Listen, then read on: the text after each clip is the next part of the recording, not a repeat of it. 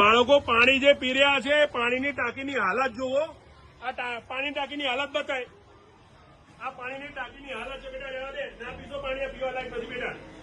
આ પાણી પીવા લાયક નથી બેટા, ના પીશો.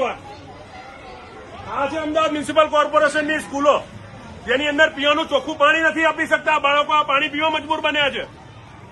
નારોલની સ્કૂલે ઉભો છું, પીવાનું પાણી ગંદુ મળી રહ્યું છે ને પાણી ચોખ્ખું કરવાની મશીન તમે જુઓ ક્યાં કબાડીમાં પડી છે.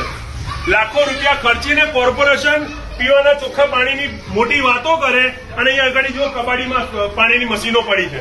આ કબાડમાં પડી છે પાણીની મશીનો. હા ચલો હવે આપણે જ્યાં મુખ્ય સ્ત્રોત પાણી આવે છે ત્યાં પણ જઈએ. પીવા માટે તું ભરી રહ્યો છે. આ ઉપર પાણીની ટાંકીની શું દશા છે? બહુ ખરાબ. એ પણ પેલી ટાંકી જેવી જ છે, એનથી ખરાબ. પીવાના પાણીની હાલત છે અમદાવાદ મ્યુનિસિપલ કોર્પોરેશનની સ્કૂલોમાં.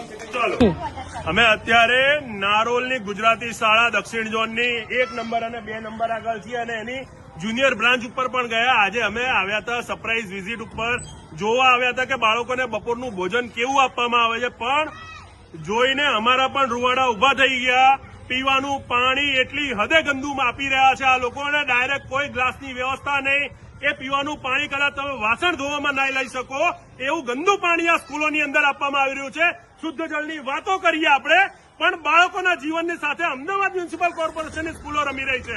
મિડ ડે મીલનું ભોજન દાળ ગોતી પડે પાણીના અંદરથી. આ વિઝ્યુઅલ તમે જોતા છો, તમને દેખાતું હશે. આ છે અમદાવાદ મ્યુનિસિપલ કોર્પોરેશન, આ છે અમદાવાદ મ્યુનિસિપલ કોર્પોરેશનનું તંત્ર. બાળકોના નાના બાળકોના ભવિષ્ય સાથે રમી રહ્યું છે.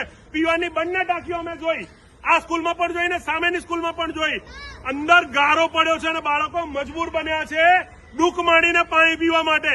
આ છે અમદાવાદ મ્યુનિસિપલ કોર્પોરેશનની વ્યવસ્થા. આ છે શિક્ષણ. મોટી વાતો કરે છે, ભણશે ગુજરાત, મોટું બનશે ગુજરાત. ક્યાંથી ભણશે ગુજરાત ને ક્યાંથી મોટું બનશે ગુજરાત? આ બાળકોના સાથે આ વ્યવહાર કરી રહ્યા છો. સરકારી શાળામાં સારું ભોજન મળે, સારું પીવાનું પાણી મળે, સારું શિક્ષણ મળે, પણ આ હકીકત છે. આ સારું શિક્ષણ, આ સારું ભોજન, આ સારી શાળાઓ આ કેમેરાની સામે બધું જ કેદ થઈ ગયું. અને આ હવે આપણે નિર્ણય લેવાનો છે કે આ તંત્ર અમદાવાદની બધી સ્કૂલોમાં રીતે વિઝિટ કરીને તપાસ કરવાની જરૂર છે કે ખરેખર બાળકોના ભવિષ્ય સાથે ચેડા તો નથી થઈ રહ્યા. આ રોગચાળાઓ, આ બીમારી આવી સમયની અંદર પણ પીવાનું ચોખ્ખું પાણી ના આપી શકે. આ છે અમદાવાદ મ્યુનિસિપલ કોર્પોરેશનની સ્કૂલો અને આ છે ખરી શિક્ષણની હાલત.